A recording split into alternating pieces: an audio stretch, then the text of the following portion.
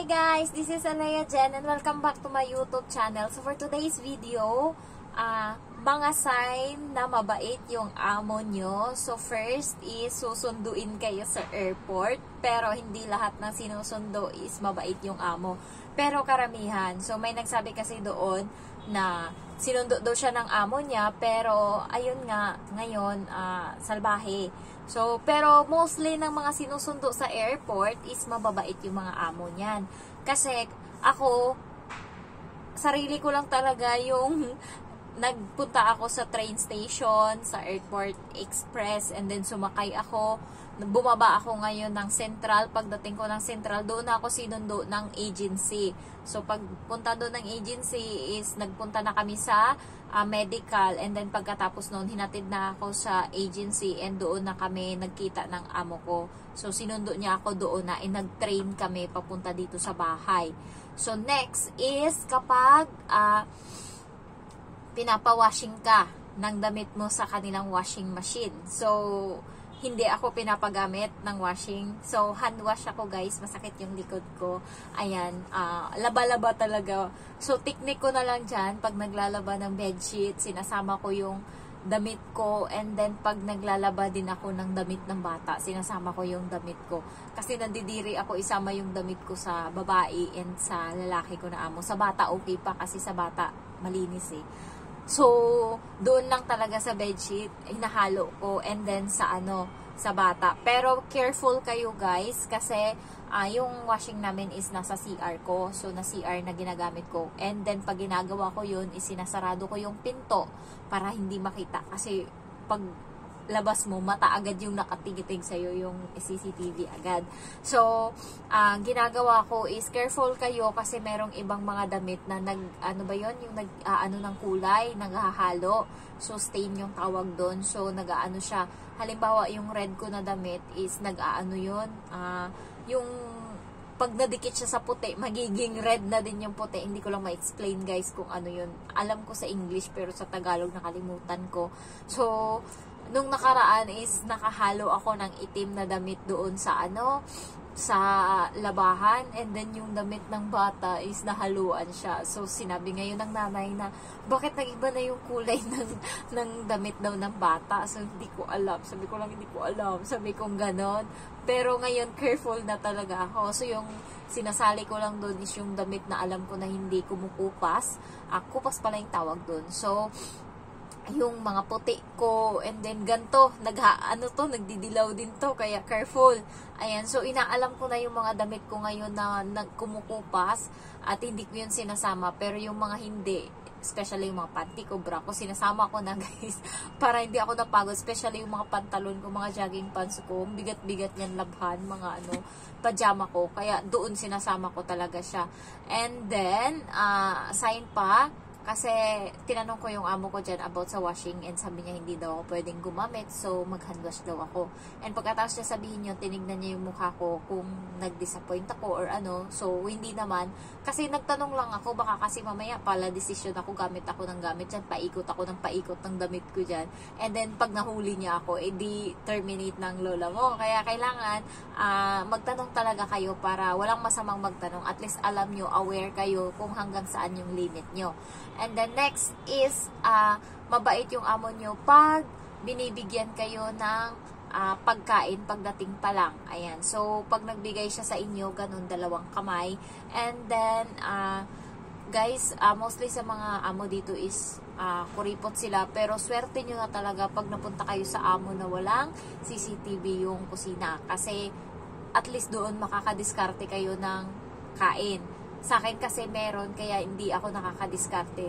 Talagang bibili ako. Pero pag wala yan, Diyos ko, hindi ko lang alam kung papayat ako guys. Pag kung walang mata doon sa kusina, hi! Hindi ako papayat, for sure, hindi yan. So, ngayon kasi medyo low lang yung natin, yung technique natin doon. Kasi kahit anong technique mo, mahuhuli ka talaga. Kaya kailangan moderate lang na kung mahuli niya man, at least alam mo sa sarili mo na wala kang ginagawa. And pag tinanong ka niya, bakit tinagdagan mo yung sinaing, sasabihin mo, kasi kulang yung sinasaing. So, hindi sapat sa akin. Nagugutom ako. Kung gusto mo naman na ayaw mong pakialaman ko yung mga pagkain dyan, lalo na yung bigas, bigay mo sa akin ngayon yung food allowance ko and ako magbabudget nan. Ganoon ko sa talaga. Pero so far, hindi niya pa naman ako kinonfront. Pero alam ko na alam niya yung ginagawa ko, pero hindi niya ako sinisita. And ang ginawa niya pa guys, sinabi niya yun sa matanda, babae, sa amo niya, sa parents niya na babae. Sinabi niya yun. Kaya ang ginagawa ng matanda ngayon, kada kumakain ako doon, yung baboy doon sa sabaw, kinukuha na, nilalagay sa mangkok lahat ng baboy, nililimas yun ng matanda. Guys, inuubos niya lahat ng baboy doon sa sabaw. Kasi ayun yung kinakain ko dito hapunan. So, ang ginawa ng matanda, nilimas niya na lahat ng baboy doon sa sabaw na niluto niya. And nilagay niya yun sa mangkok. And then, nandun yung kanin ko. Siksik talaga guys, nakaganon. Dati yung kanin ko is flat lang yan sa mangkok. Mangkok to flat. Ngayon, ganon na yung kanin ko. Sinumbungan ng amo kong babae. Ganon na yung kanin ko. And then, yung matandang lalaki, dinagdagan yung mga pagkain ko. May gulay ako, 2 klase yan. Repolyo and then broccoli. And then, meron akong karne. Yung karne ko is baboy and then isda or minsan baboy tsaka manok or minsan baboy tsaka itlog. And then, plus yung mangkok na punong-puno ng baboy galing sa sabaw. So, alam mo ba guys, pagkatas ko kumain doon sa parents, masuka-suka na ako sa kabusugan kasi hindi mo pwedeng itapon. Makikita nila pag tinapon mo kasi yung basurahan nandun lang sa loob. So, open siya, hindi siya nakasarado yung basurahan. Kaya makikita talaga nila pag may tinapon ka doon na pagkain. Kaya kainin mo talaga. And pagkatapos nun, parang akong sobrang busog na ako. So, yun yung sinumbong ng amo ko dito doon. Kasi nakikita niya nga sa CCTV, yung ginagawa ko, sinasabi niya doon. So, ngayon dinadagdagan ng matanda doon yung pagkain ko kasi alam niya na malakas akong kumain. And, sinabi ko din naman sa amo kong lalaki na malakas talaga ako kumain ng kanin. And then sabi niya sa akin, kumuha ka pa doon sa kusina. Sabi niya nung nandun kami sa sa parents niya. Kasi tinanong ako kung bakit ang hina ko daw kumain. Sabi ko hindi ako malakas sa ulam, pero malakas ako sa kanin. Kasi sila guys, mostly dito, maliit lang sila kumain ng kanin, pero yung ulam nila, yun yung madami. Tayo naman kasi, kahit isang bagoong lang yan na isang kutsarang maliit lang yan. Pag pinartneran mo yan, isang kaldero na yan ng kanin yung mauubos natin. Totoo, di ba? Pero dito iba sila. And then, sign pa na mabait yung amo mo kapag yung pasahod nila is maaga. So, talaga yan, alam nila yung law, and then, alam nila talaga na yun yung karapatan ng katulong, kaya kailangan ibigay nila. Sign pa na mabait yung amo mo pag binibigyan kapag dating mo pa lang ng reward, or yung iba pera, binibigyan sila ng pera, yung nakabalot sa red na packet, yung red na papel, ayan, or binibigyan sila ng shampoo, toothpaste, sabon, ayan, napkin, ayan. So, yan yung mga sign, and then damit, yan yung mga sign na mabait yung amo po. Pag unang bungad pa lang sa'yo is binigyan ka na ng mga ganyan. And then, sign na mabait yung amo mo pag unang pa lang, sinundo ka ng buo sila. Halimbawa, nakilala mo sila kaagad, unang bungad pa lang, and they welcome you very good or very warm. Ayan. So, ako hindi ko nakita yun. Pero, so far, mabait pa naman sila ngayon. 5 months na ako. And, hindi naman sila ganun kasalbahe. And, minsan hindi pa ako nasigawan ng amo ko talaga na, you're so stupid, you're so ganyan, use your brain. Walang, puta, pag ginanyan ako, punyeta ka talaga. May use your brain ka talaga sa akin. Oh my God. So, hindi pa. Awa ng Diyos. Ayoko mangyari yun kasi alam ko magsagutan talaga kami, Diyos niyo. Kaya, buti na lang talaga kahit paano yung amo ko, hindi rin ganun.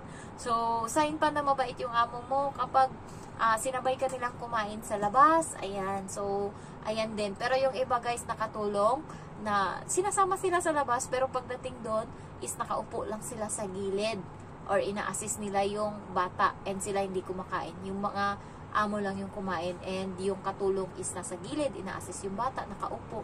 Yan yung pinaka-hate ko. Buti hindi ako ginaganyan. Di bali nang iwan mo ako dito sa bahay, wag mo lang akong isama, tas pagdating doon nakatunganga ako.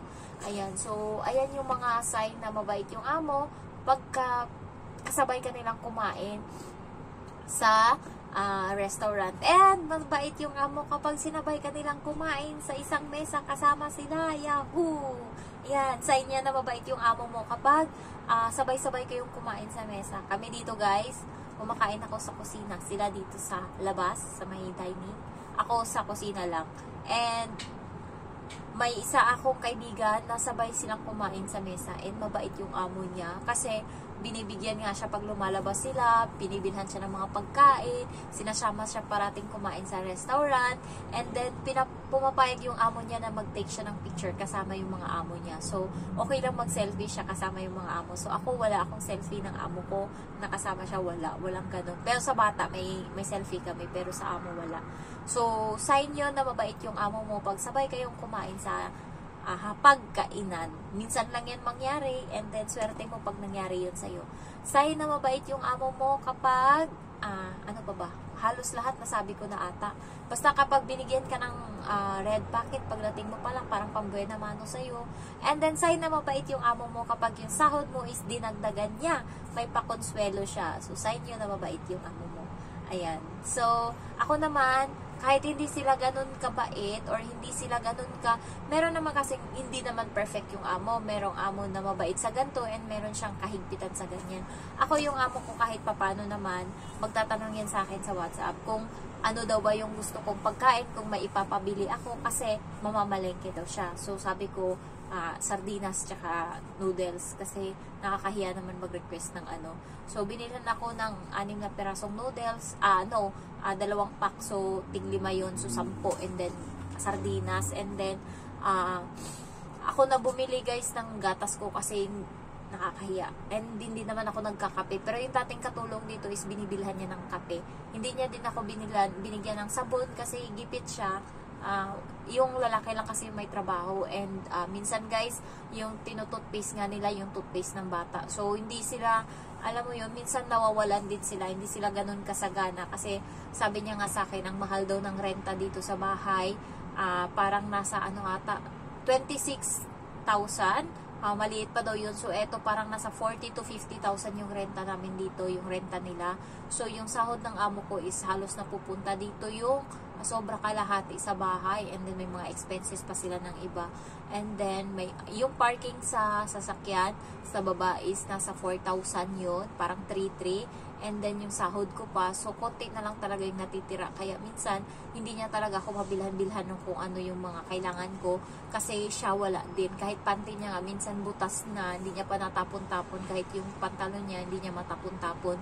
So naiintindihan ko naman kasi gusto niya may katulong kasi hindi siya ganun kagaling sa mga gawaing bahay, and hindi niya yung magagawa guys kasi hindi siya sanay na lumaking gumagawa ng mga gawaing bahay, kaya napapabayaan niya talaga.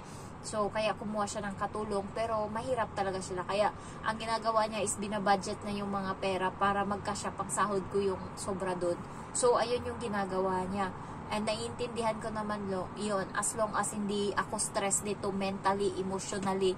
Ayan, so physically hindi naman ako ganun ka lala magtrabaho. And so far guys, yung trabaho ko ngayon is umaabot na ako ng 12, tapos na ako minsan, or 1, tapos na ako magtrabaho. Dati 3 ng hapon, hindi pa ako tapos. Ganun ako kabagal. Pero ngayon so far, thanks God, na natatansya ko na yung mga bagay-bagay. And ang linis na ng mga gawa ko ngayon. And mabilis na ako kumilos. Ayan. So, yun lang yung mga na-encounter ko pa na mga sign na mabait yung amo mo. And, maybe, basta yung ibang amo kasi, parang parating galit. Kahit hindi mo naman nakasimangot na, may topak na always. So, ayun yung mahirap pagka ganun. So, nung kaibigan ko na mag-break ng contract, is yung amo niya is parang bad trip ba, araw-araw na ginawa ng Diyos ang kasimangot, always parating galit. Ayan, so sa akin naman hindi naman ganyan yung amo ko, lalo nung bago ako tanong ako ng tanong, hindi naman siya napipikon so far. Basta pag nagtanong ako isang beses, dapat sa susunod alam ko na para hindi na ako tanong ng tanong. So ayun lang muna for today guys, and so far pang-4 na video ko na to na ginawa. So meron na lang akong 3 video na kailangan i-take para sa pangbuong linggo ko na video. Ayan, so kailangan ko uling magsipag kasi maluho tayo and para may pamasko ako sa mga kapatid ko. Para naman meron naman silang kahit papaano meron silang ayan. So, kaya kailangan ko magsipag sana by faith. Ayan, sasahod ako ngayong December kasi sasahod ako October, sasahod ako November ngayon, sasahod ako. So, kailangan December sasahod ako. So, kaya kailangan kong magsipag. Ayan. So, if you're new to my channel, don't forget to like, to comment, and to subscribe. Thank you so much for watching. Bye-bye.